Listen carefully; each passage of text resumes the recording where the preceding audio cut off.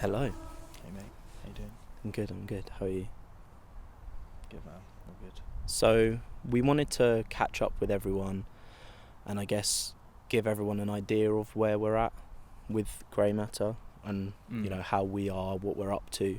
Because I'm sure you guys are wondering why we've not been so active, we've not really been posting a lot. We just wanted to make a little video explaining what's been going on.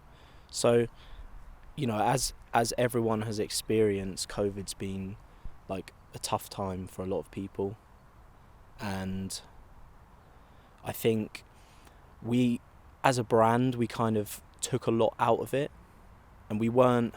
I almost wish we were a bit more proactive during COVID regarding grey matter, because I feel like we could have helped people more than we did.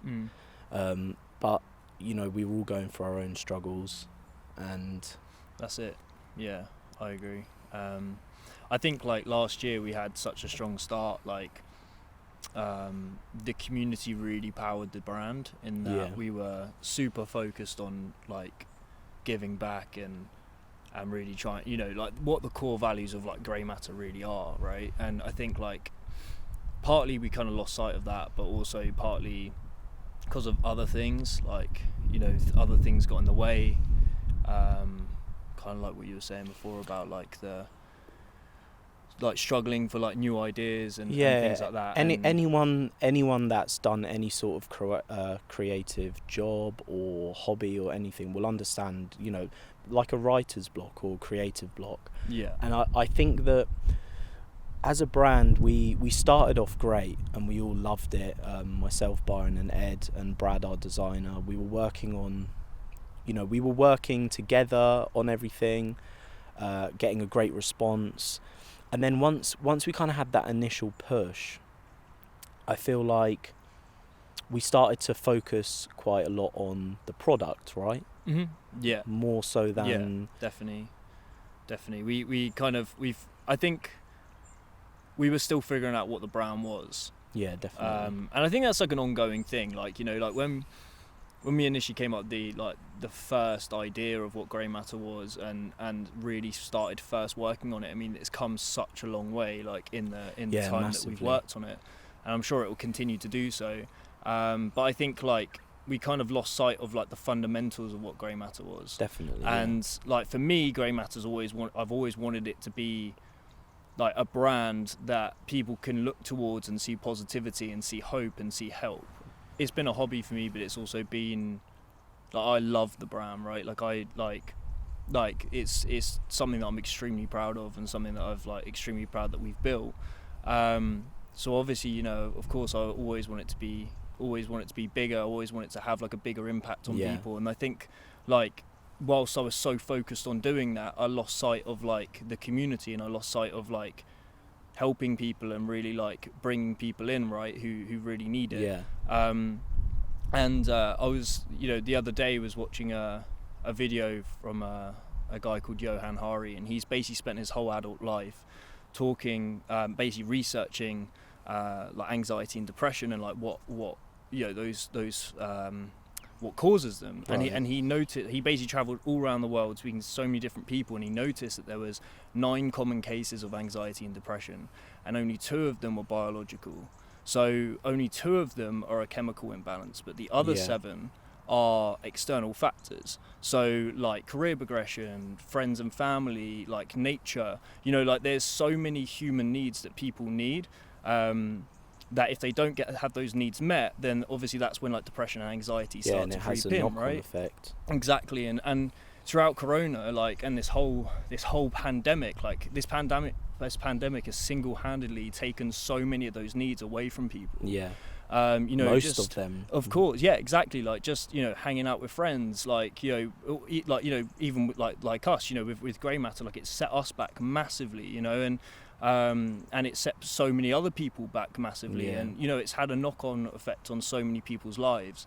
So I think right now, Johan goes on to talk about how our ancestors, the reason why they were so successful and so strong was because they all worked together in tribes. And like they weren't the biggest animal out there, you know, they weren't like the strongest, but they all worked together, and that's why the human race is so strong today, right? And like why it's so successful.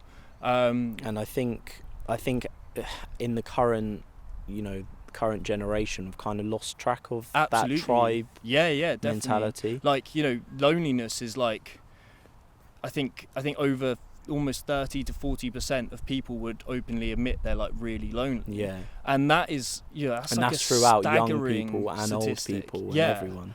Because people, like, they need their tribes, you know, they need people to come together to push them. And I think right now, you know, in times of uncertainty and where, you know, everyone is very uncertain, very anxious, you know, like about the future. I think it's more important than ever before that we rally around together to push each other, to help each other. Yeah. And that's a big part of it for me as well. I've always kind of taken for granted family and friends. Yeah. And the lockdown especially had such a huge impact on me, like directly with that. And I kind of took a step back and thought, actually, you know, I'm not spending enough time with family. I'm not spending enough time with friends.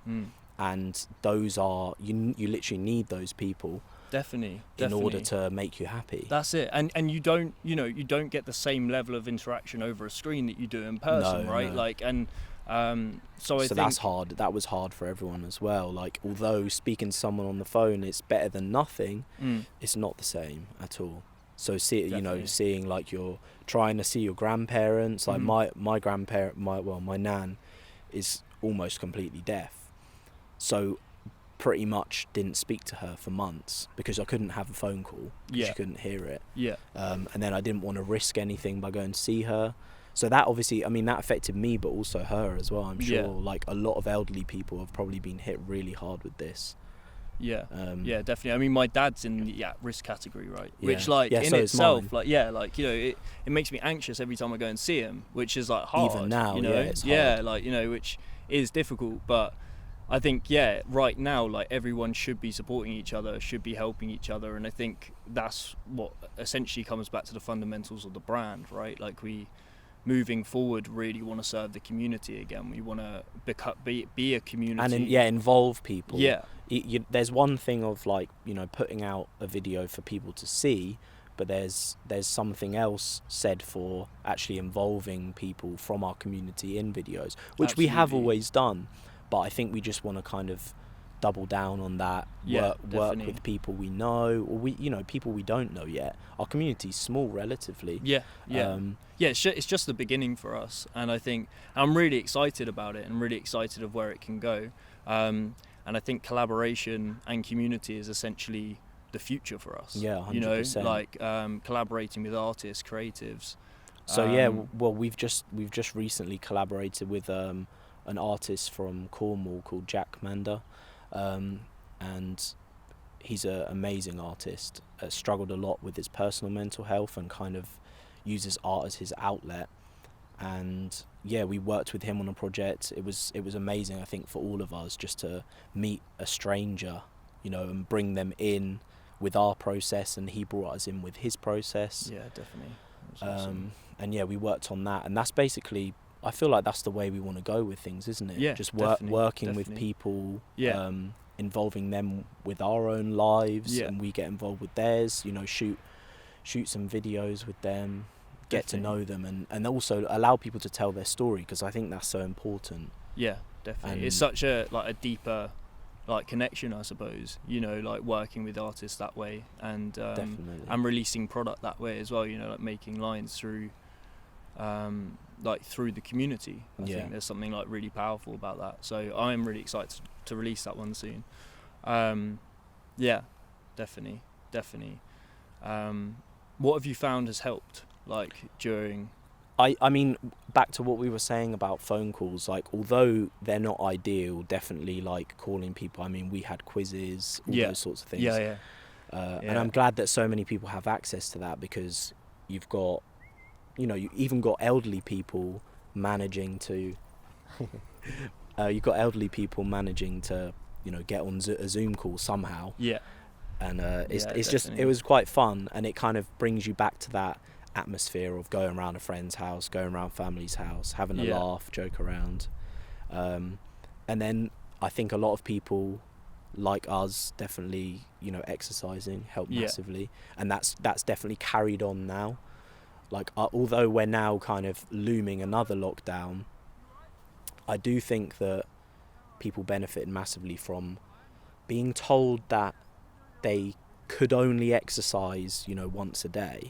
Was almost a push for a lot of people to say you should be exercising at least once a day. Yeah, definitely. And I think that's going to be a positive for a lot of people, is like fitness and well-being, because it's got such a strong tie with mental health. Yeah, absolutely. I'm exactly the same. Like, exercise is kind of like an anchor for me in a way. Yeah, it's definitely like a big part of your life. Yeah, I would say. I exercise quite a lot.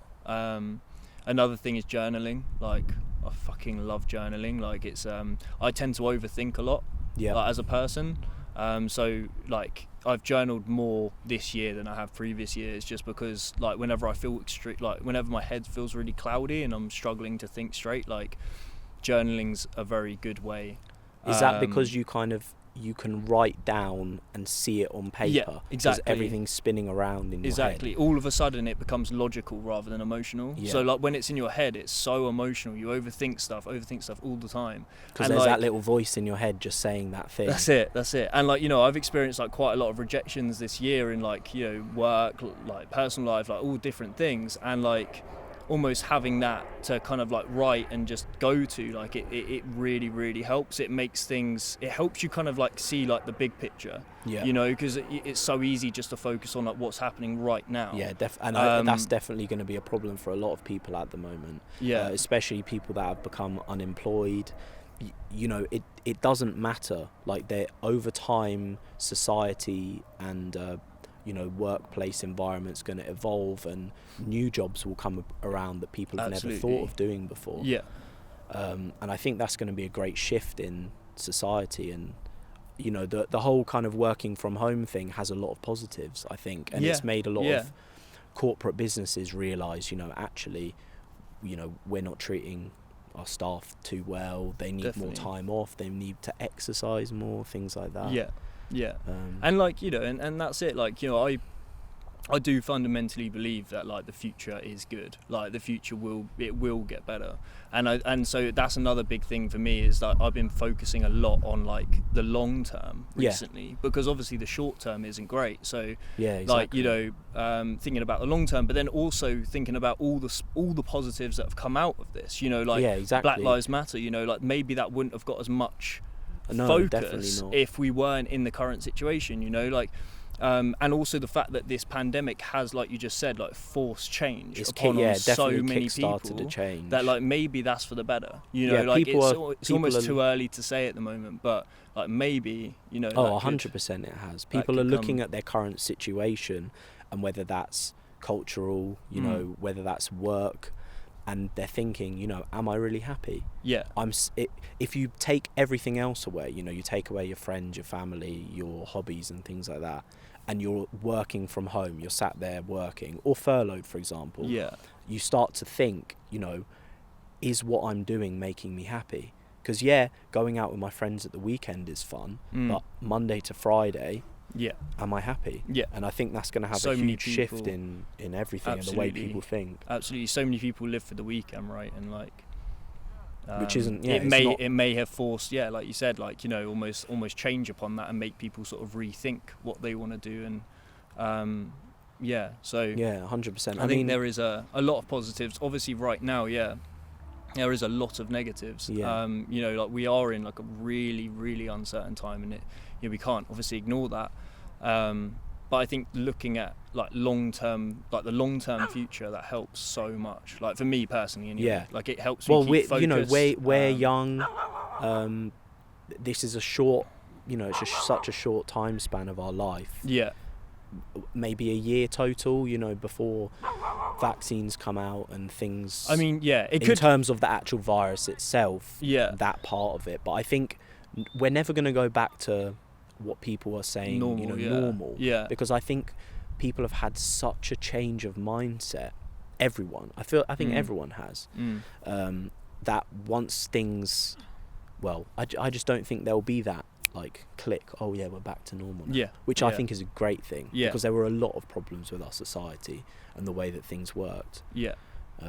Absolutely. And I think people are kind of putting their foot down, like you mentioning the Black Lives Matter was such a huge example of that, of people just saying, right, enough is enough. Yeah. Like, We're this is it. seeking change, yeah. Whereas before, things, not so many people were getting involved and putting their foot down, and also just nothing was getting done. Yeah. And I think so much this year is really changing and actually, happening, which I think is great. Definitely. And although Absolutely. right now everyone out there, nothing's great for anyone, and we just have to look to the future and the bigger picture and say, hey, this could actually be like a restart for the whole world potentially. Yeah, absolutely. And that's how I kind of see it for our brand. Like, we're still here, we have the same mentality and the same fundamentals, but we kind of want to, it's like a nice creative break, and now we're ready to really help people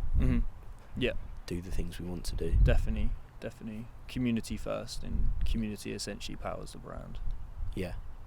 So thank you guys for listening, and hope we didn't bore you at all. Yeah. We just kind of wanted to, I mean, a lot of people out there probably don't really know who's behind the brand, because I mean, personally, I've always been quite nervous to speak on camera, be on camera. I've always been behind it, so yeah, I think this was, hopefully you guys enjoyed it, and we hope to give you all of our new content soon. Yeah. Peace. We good? I think so, yeah. Nice. Sweet.